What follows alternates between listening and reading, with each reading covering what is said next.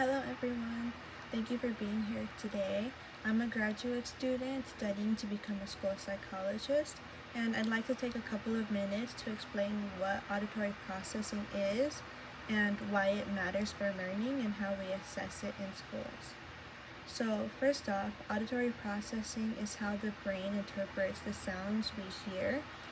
It's not about hearing ability per se. So for example, a child can have perfect hearing but can still struggle with how the brain makes sense of that spoken information.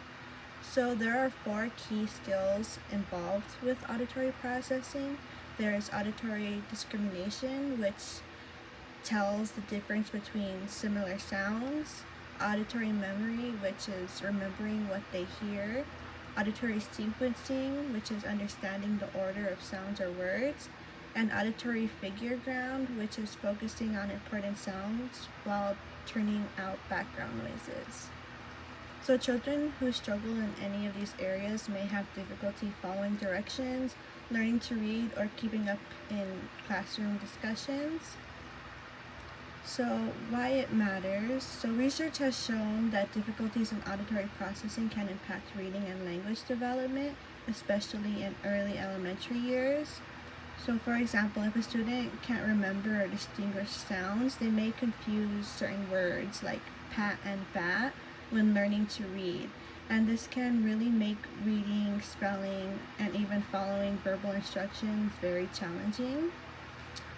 So I read in a recent study with over 1,000 children confirmed that even young students as early as 6 can and should be assessed for auditory processing difficulties, just so they can try to catch these issues as early as possible. So how we assess auditory processing. As school psychologists, we assess auditory processing using standardized tests and measures.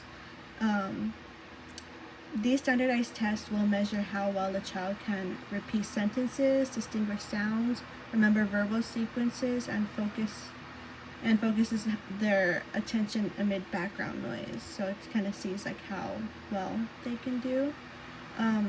We may also collaborate with speech-language pathologists who have additional tools to assess how auditory processing affects speech and language skills.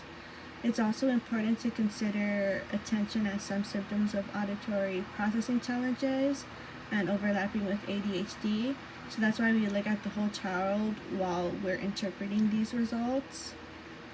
So lastly, if your child is having trouble following directions, remembering what was said, or learning to read, an evaluation of auditory processing can really help us better understand their learning profile and to help plan appropriate supports.